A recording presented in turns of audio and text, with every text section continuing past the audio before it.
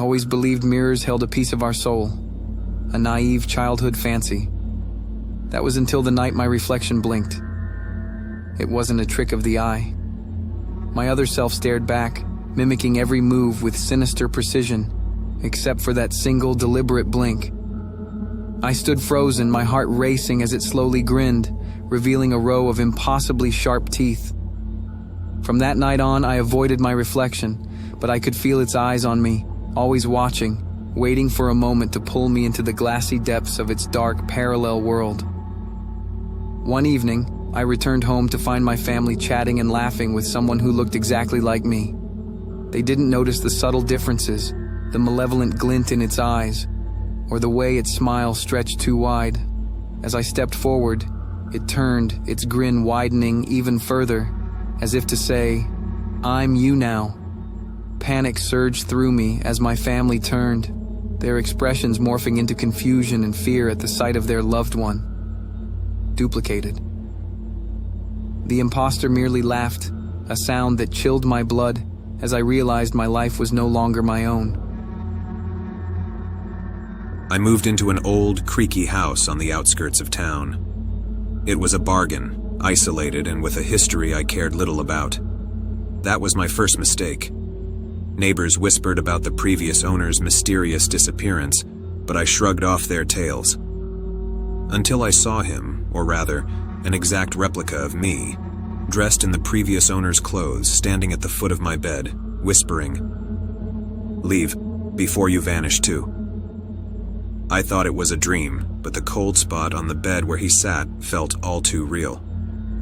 The next day, I tried to ignore the feeling of being watched. But as I explored the dusty attic, I found a mirror covered by a heavy, old cloth.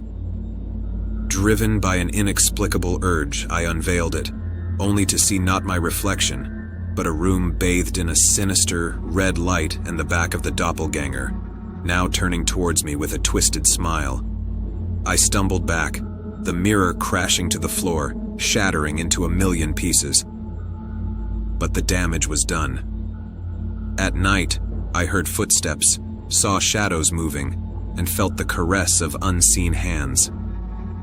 My own reflection began to distort, taking on the guise of the man who warned me, as if the house itself was transforming me into its next victim. I always enjoyed my solitary hikes in the woods, a chance to escape the noise of the world. That day the forest seemed eerier, the silence oppressive.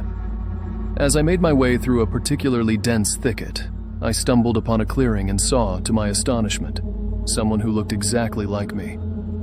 They were sitting with their back towards me, head tilted as if listening to the wind.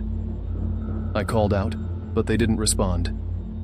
Curiosity overcame me, and I approached, only to stop dead when they turned around. Their face was mine, but their eyes were hollow, soulless pits, and their smile was a grotesque parody of human emotion. I ran, my heart pounding, not daring to look back. But I could hear it following me, its footsteps mirroring mine. When I finally burst out of the woods and into the safety of my home, I thought it was over. But that night, I heard tapping on my window. It was there, smiling that same monstrous smile, tapping, always tapping. No matter where I moved, it found me, an eternal reminder of the day I met my other self in the woods. It's out there still, a shadow that haunts my every step, a mirror image that I can never escape. My sister and I were inseparable, twins with a bond deeper than most could understand. But after she went missing during our camping trip, everything changed. They never found her, and grief became my constant companion.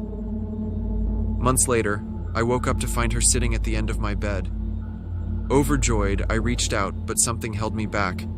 She looked exactly the same, yet there was something off about her gaze, something hollow and calculating. As days passed, she integrated back into our lives, but the sister I knew was gone, replaced by this perfect imitation with cold, emotionless eyes.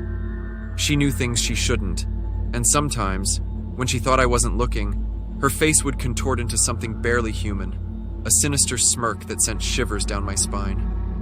My parents didn't notice, or perhaps they didn't want to, blinded by their relief. But I knew this creature was not my sister. It was something else, something evil, wearing her skin, biding its time for reasons I could not comprehend. And I was alone in my suspicion, forced to live with an entity that mocked my sister's existence every day. Living alone has its perks, but it also means there's no one to confirm if you're losing your mind.